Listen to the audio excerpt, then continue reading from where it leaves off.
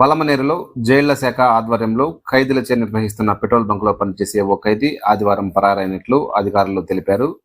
హత్య కేసులో కడప సెంట్రల్ జైల్లో జీవిత ఖైదు అనుభవిస్తున్న చిత్తూరు జిల్లా నాగలాపురం మండలం నందనం గ్రామానికి చెందిన సూరి సత్ప్రవర్తనతో మెలగడంతో అధికారులు పెట్రోల్ బంక్లో పనిచేసేందుకు ఫిబ్రవరిలో పలమనేరుకు తీసుకొచ్చారు.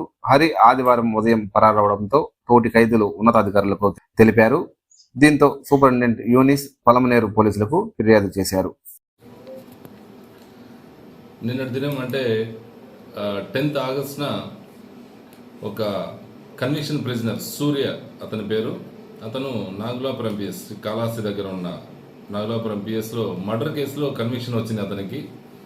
అతను 3 yearsగా కడప సెంట్రల్ జైల్లో నుండి వచ్చి చిత్తూరు డిస్టిక్ జైలుకు ట్రాన్స్ఫర్ చేయబడ్డాడు. అతని బిహేవియర్ మీద అతన్ని పెట్రోల్ బంక్లో పనికి నియమించడం జరిగింది జైలు అథారిటీస్. అతను నిన్నటి నుంచి అబ్స్కాండ్ అయినాడని చెప్పి నిన్న కంప్లైంట్ ఇవ్వడం జరిగింది.